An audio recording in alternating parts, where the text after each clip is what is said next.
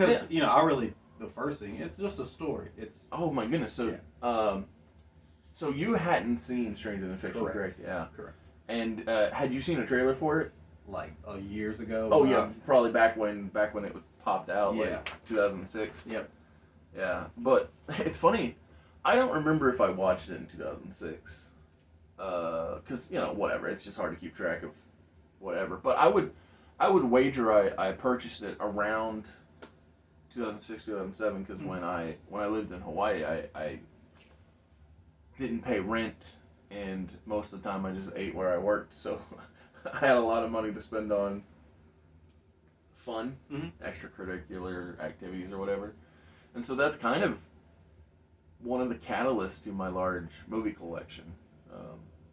Is just the extra income, whatever, the money I wasn't spending on necessities got spent on stuff that wasn't necessarily important. So I mean, anybody who's thinking about joining the military, there's a plus. You got a couple extra dollars to play with. Yes. Just be careful in the modern age, them ladies on the internet will be trying to get your dollars. Yes. Ooh, you got is it a little extra cash to spare? Well, come over to my house. And I'll fix you something to eat. Nowadays it's not even come to my house; it's go to my my website. Oh yes. Yeah, that's what I was getting at. Oh yeah. Subscribe. Yeah, subscribe to my get my OF account. Exactly. Yes. that type of thing. Yeah. But yeah, no, I just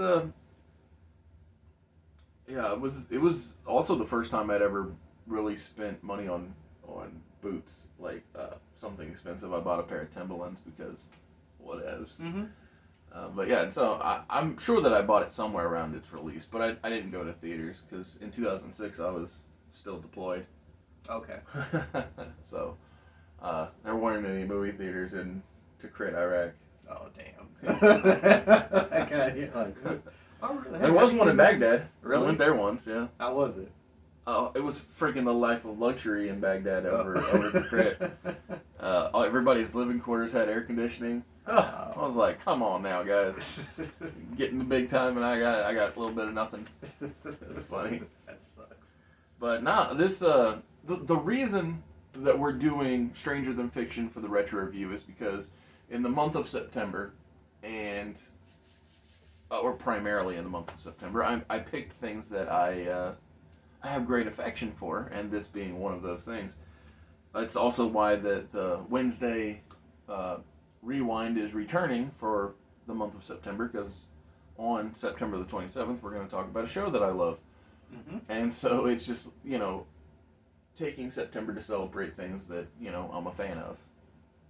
And whatever, it's just a good excuse. Yeah, birthday month. Yeah, exactly. Yeah, whatever.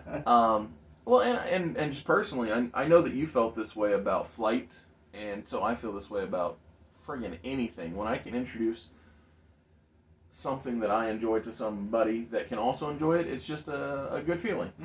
Oh yeah. And so yeah, and I don't know how you feel about Will Ferrell in general, but this movie it stars Will Ferrell, but it isn't a Will Ferrell movie. Like, there's not a bunch of unnecessary cursing. There's not a bunch of like weird gags. Well, gags, but also like I was gonna say like fart jokes. And he's not stupid. He's not stupid. Or man-child. Man-child, exactly. Oh my goodness. So he is unusual, we'll say, but not in a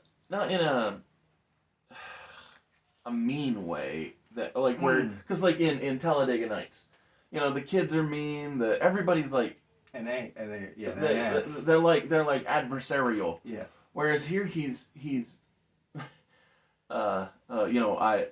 apologizes for ogling Maggie Gyllenhaal, and I just that's something you wouldn't get from any of the known Will Ferrell movies. Like if you try and imagine Gator apologizing for something in the other guys, you just ain't gonna get that, Yeah, Gator don't play that. Exactly. Yeah, that's so true.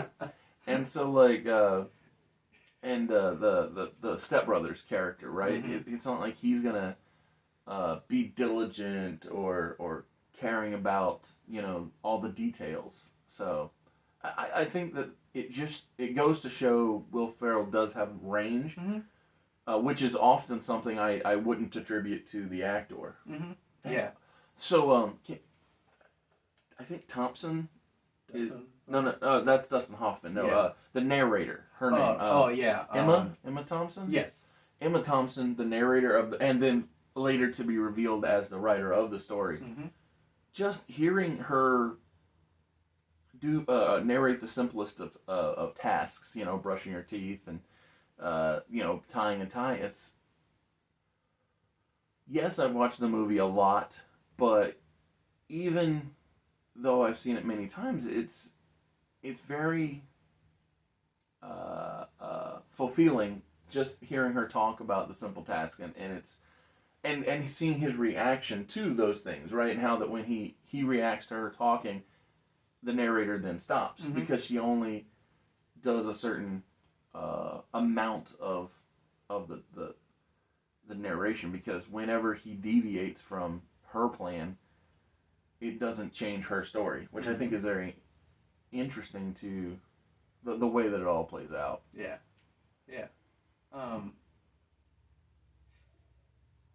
This story is very interesting to me because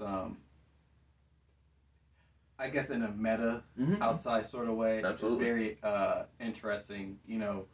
People have a debate about like treating characters correctly towards a story. Yeah. It's Luke Skywalker and other things like that, your legacy characters. Yeah. And I love the aspect on whether or not to kill them off. Spoiler alert. That's what you find out very early in the movie. It's so good. So when Harold, Will Ferrell's character, is trying to figure out why he's hearing voices, he seeks medical help, and the doctor says, well, it sounds like you're describing schizophrenia, and he said, well, I'm not schizophrenic.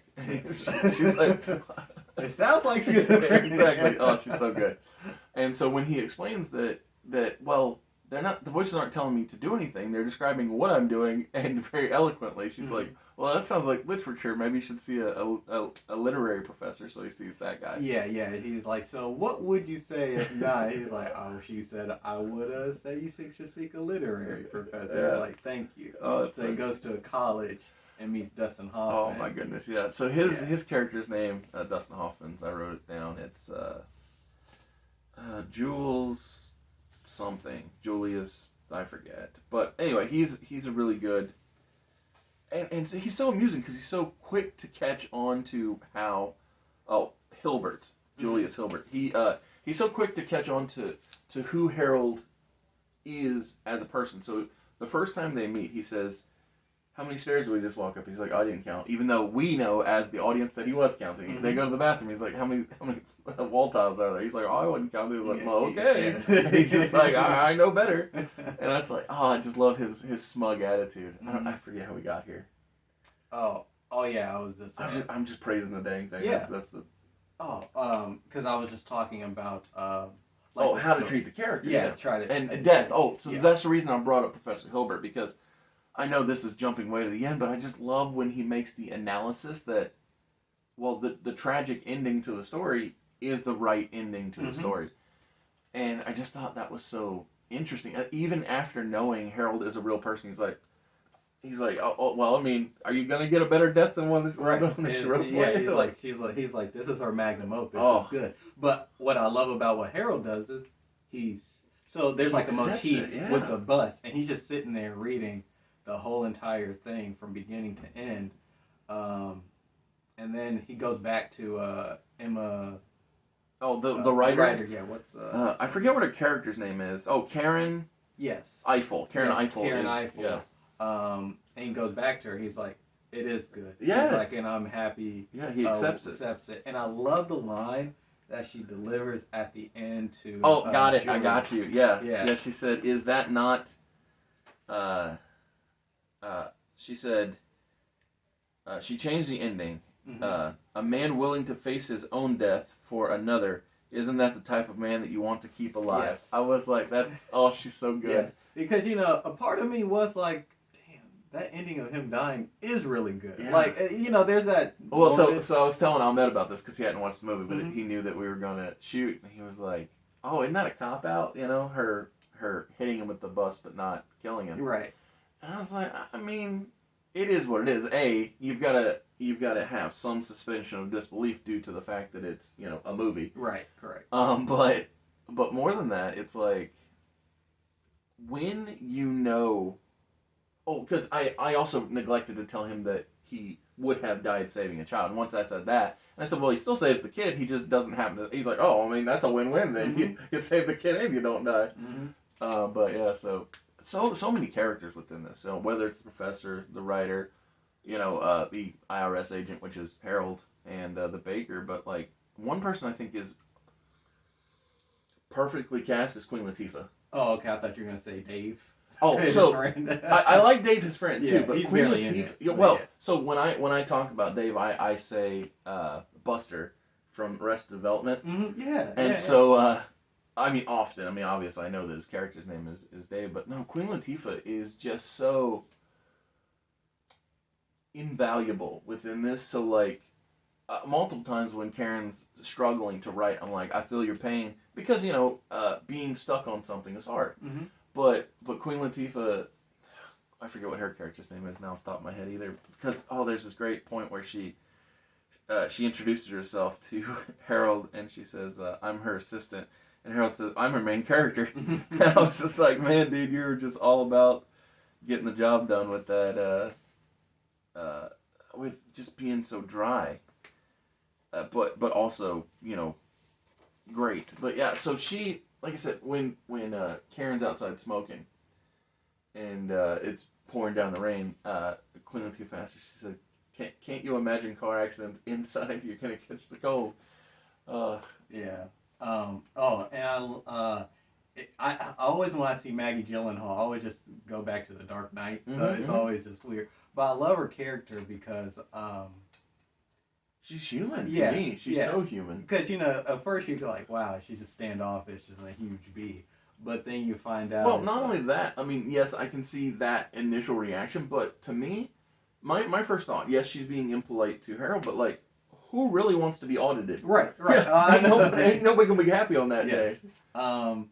But I just love the interaction on the bus when he meets her again. Dude, that is the perfect. Oh, so there are like two perfect scenes. That one, the bus one, when she gets on, and so the narrator says Harold, in an attempt not to mess this up, gets off the bus 27 blocks too early, and I love that. But then later, because while I'm watching, I'm like, oh, is this the best scene? And then later on, when he starts playing the guitar at her place, I was like, no, this is the best one. Like, there are just so many great spots. I like the scene with the when she baked him cookies, but he wouldn't take them because of his job. Right. I like the realization that he had. Right, and that's what I love because it's like he's like, you baked these for me, didn't you? And I ruined it. And there's a and she didn't. She also didn't rub it in his face. Like her expression gave it away, but she wasn't one of these people that was like, yeah, you piece of blah blah blah. No, she just let it go. Right, and she was upset, but she didn't like. Yeah. And then later she does something very similar towards him with flowers because she can't tell they're flowers because he's so anal retentive. Right, but I love that. She was joking at first with him, like, well, maybe I just buy them for you, until he's like, they're flowers. He's like, well, why'd you get it to me? And then he said, because I want you. Yeah. Oh my goodness. And I just love the scene with the cookies because one of my favorite movies is A Curious Case of Benjamin Button. Oh, I've never seen that. And it's good. It's like Forrest Gump but slower. I'm not sure. But anyway. I feel like Forrest Gump is properly paced from one of my recollection. I'll let you borrow the DVD. Oh, that's cool. Yeah, I mean, I'm curious. Okay, well, yeah. To me, I like the movie. That's cool. But wait, how long is it? 2 hours and like 30 minutes. Oh, okay. As long as we're not doing a Zack Snyder Justice League cut, that's good. No. It's like 2 hours and 30. But a line that was said in the movie is, "Life is full of opportunities, even missed ones," and that just always like absolutely stuck out to me. It's like, yeah. And he missed out on this opportunity, but he made sure. Yeah, that he didn't miss the next one. Right. Or that he stepped up and knocked that second one out of the park, yeah. Because it's like that old saying, if you know that you're going to die, wouldn't you...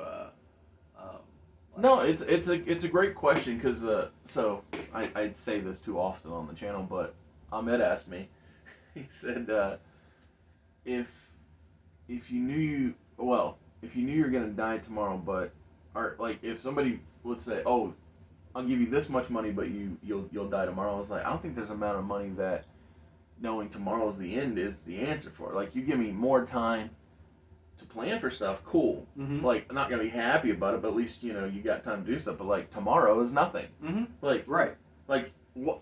Today's almost over. Like, what are you talking about? Mm-hmm. Like, what good's that money gonna do me? Right. If I give you $1 billion, but you'll die tomorrow, you're like, well, I can't. Yeah, it won't go to me no good. I guess I can give it to friends or just have a good life, but it's like, that won't be for me. But yeah. Exactly. And and Ahmed saying it's a cop-out is kind of funny because that's how people kind of felt like the doctor. It's like, you got lucky, but there's a piece of the watch that's stuck in like an artery that's keeping you alive. Yeah. And but I love when Maggie Gyllenhaal comes in and she's like, why'd you step out in front of the bus? He's like, well, I have to save a kid. And you just see her eyes just light up like, I'm truly in love with this Absolutely. man. Well, and it's deserved too. Right. It's not one of those like a romantic comedy where it's make believe. I just tried to run you off the whole dang time, but now for some reason we're good. Yeah, they were like they had that connection, like what you said, the guitar scene. Yeah. Because you see him like he goes to a guitar shop and you see that narration is so good. Right, then he's like, finally, the one. Yes. It's a little bit dingy, but it speaks to him. Oh, and, yeah, and I would just say we all need a friend like Dave. Oh yeah. He literally brought you in after your house got eaten. Yes. Yeah, he was like, no. It was so good. It was so good because Dustin Hoffman says, well, just don't do anything for a day and see if the plot finds you. Sometimes the story moves forward with the character, and sometimes it don't matter what you do, the story's moving forward. And I was like, oh, it's so good. Like, the mail's getting delivered, you can't get off. He's scared to get off the couch. The doorbell ringing, phone ring, and he's scared to move. He just even has to change the channel. And then the crane eats his house. I'm like, that's what's so good. You're like, what are you doing here? He's like, I live here. And it was just a typo, too. Yeah, he's he's the like, wrong place. Oh, I'm sorry. My bad. He's like,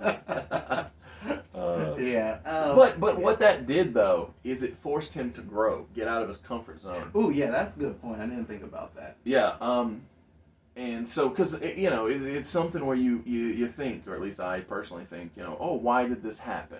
Like, because that's just naturally how I do when things occur. It's like, oh, why did this happen? Well, to me, if that scene didn't occur, then he wouldn't live with Dave. If he didn't live with Dave, then he wouldn't get close with him. Mm-hmm. And, actually, the narrator even says it. She said, for the first time in a long time, I forget the exact, Harold didn't eat alone. He didn't watch TV alone. He was finally, growing.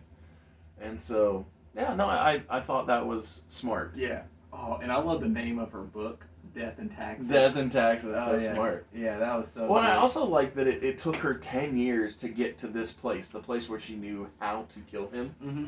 Mm-hmm. Because when Dustin Hoffman's professor is trying to help Will Ferrell's character, Harold, figure out if he's truly in a story, he said, carry around this notebook and tick if it's a comedy or a tragedy, depending on the events of your life. And I think that would be so funny if people actually did that and they were like, oh, I'm in a comedy. Oh, shoot, I'm in a tragedy. Yeah. And so by the end of the day, it was like tragedy was all full and comedy was barely there. Yeah. Oh, that was good. And then I love the realization when he's like, they're watching the TV. He's like, hey, that's her. Yep. And then Dustin Hoffman was like, well, that's not good. Yeah, exactly. Because she only writes tragedy. She kills all her heroes. Yeah, and then it's like, and I love that. Oh, Penny. Penny was Queen Latifah's name. Oh, Penny. Okay. Penny, yeah. And I love when Karen has like, not a midlife crisis, but she thinks about like, wow, I killed all these people. It was like, how many people have I killed? Yeah, she said 8. 8, right. Yeah. And she starts listing some of the characters and how they died and stuff. And she's like, wow. Yeah, it was just a good movie. It was, the name fits itself, Stranger Than Fiction. Check this out. So there's this awesome spot where, it's actually the cookie scene. So Maggie Gyllenhaal says, "You had an awful day," and Harold's trying to play it off. She says, "No, I know you had an awful day. I made sure of it." Yes. And I was just, and then he says, "Thanks for forcing me to eat the cookies." I was like, man, this is just fire line after fire line. Because Maggie Gyllenhaal, who went to law school, figured out that she could make a difference in the world by giving people happiness through, milk and cookies, sweets, anything, baking. And so when she feels bad for Harold, or making his day bad on purpose, and she makes him the cookies, she said, and she offers them to me. She says, "Well, warm milk and cookies, everybody loves that." And he's like, "Oh, I've never had fresh warm cookies." She's like, "Not from your mom?" He's like, "Oh, my mom has store-bought." Yeah, store-bought. She's like, "Sit down." Sit down. I was just like, oh my goodness, that's so thoughtful. Yeah. So thoughtful. Yep. Yeah. It's a heartwarming movie. It really is. It's good. Yeah. So, what was your overall rating for the film? I'll give it a 5 because I don't really have. Yeah. I'm totally with you. I think that it is for what the movie does, I think it's great. Mm-hmm. But for my enjoyment level, I give it the above rating scale. It is the love rating for me, and it's just because it's something I can always put on and brings a smile on my face. It's like, it's one of those things where it's like, oh, what do you want to watch? I don't know. I'll let, boom, this wins. Yeah. And so that's why, to me, I'm like, yeah, I love that thing. Yeah. Since we talked about Will Ferrell, I'll put him now in my list of comedy people who are in like very kind of sucky movies, but they are great actors. I have Jim Carrey in there. Okay. Because when he's in like dramas, he's really freaking good. Adam Sandler, and now Will Ferrell. Because those three, when they're like in dramas, they got some bad ones too. Yeah, they all got some bad ones. Yeah, like some comedy. Yeah, but their dramas, I'm like, yeah, you know what? These guys are really good. Like maybe it's Oscar bait or whatever. But they're good. Well, the thing is, I don't think this thing got any what I would call praise. Like obviously anybody I've ever played it for has enjoyed it, but I don't know of it to be one of those examples of a head and shoulders above everything type thing. And I'm just like, to me, it gets the tip top rating because it's everything I want in a movie. Yeah, it's like, good. It's like you can feel stuff. You can have a good time laughing, but you can also go in depth and think about multiple characters and their perspectives. Oh, but before we go, I love that it kept showing two people, and it didn't really describe like what it was about. It was a bus driver and the little boy. Yeah, on the bike. Yeah, and I love that. It's like, who are these people? Because you just see like the little boy. I was just thinking in my mind, it's like, oh, that must be Harold when he was a little kid, and that's how she was gonna kill him. Yeah, like when he was little. That's interesting. I like that. And then like with the bus driver lady, I was like, I don't know. Well, and the fun thing is, when you meet her, she doesn't even have a job. She's circling the wanted page, or whatever it's called, the classifieds. That's what we're looking for, and she finds the spot, and the bus driver spot that's open, and she picks it up, and I think it's day one where she has the near miss. But speaking of near misses, you cannot miss my 68-page graphic novel, Everlasting Survivors, Volume 1, all day long, available via the link in the description. This is cover A by Jeff Hicks. This is cover B by Nick Crook. If you follow the link in the description, you can get yourself a hat, a shirt, posters, all kinds of wonderful, fun, great things. Brandon, thank you for joining me. Always. And I look forward to giving your... Am I wrong in thinking that movie runs backwards, the Benjamin Button thing? No, it goes forward. It starts at the end, sort of, but it really just goes. Oh, okay, cool. So it must be just like memes that make it seem like it runs backwards. Yeah, because, he reverses. He ages backwards. Yeah. So he starts out old, and then he gets younger. Okay, so that's what I meant. Yeah. But yeah, I look forward to giving that a go, because... but yeah, like I said, I think that Forrest Gump It's from my recollection. I haven't. It's not one of those things that I have watched a million times, but I've watched it once. Oh, man. Once or Now that's one of those loves.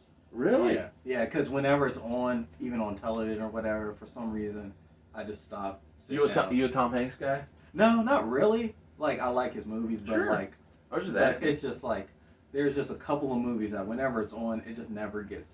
No, that's cool. It's old for me. It's Cool. one of those. That's how this is for me. Yeah. Yeah. Never gets old. Yeah, it's like that's when like love comes in. When That's I know funny. like I can just watch it. Yeah. over So and yeah, over it's and that comfortable blankie that Mhm. Brings it's back coming home. Yeah, memories, it's coming yeah. home. Yeah. Yeah. No, I totally get your perspective on that. I just don't have that same affection for it. I think it's Yeah, good. trust me, But I know people that are like I just hate that movie. I'm like, Really? I hate it. I'm like, well, Jesus. yeah, that's some strong words right You know, there. like, it doesn't make any sense. Some people say like, well, he's obviously crazy or in a mental hospital. Like when the Rock hit his, like that thing where people say Yeah. like, oh, the Rock and he's in a mental It's institution. it's the everything fan theory like Yeah. Moon Knight. Yeah. Yeah, I'm like, okay, come on, guys. Like you Yeah. can do that for half of the freaking It movies. pretty much dang near everything. Right, Yeah, it's probably. like they hit his head and then. It's Oh, like, he was schizophrenic the whole time. That's what like, happened. Okay, come on, guys. It's like you don't have to be dismissive of the movie, Yeah. but that's Well, yeah. Thank you for joining me, and thank you for tuning in. Mhm. It was fun. Yeah. And I can't wait to talk about Thank you for always, sir. Yeah. Always. Yeah. Later. see you.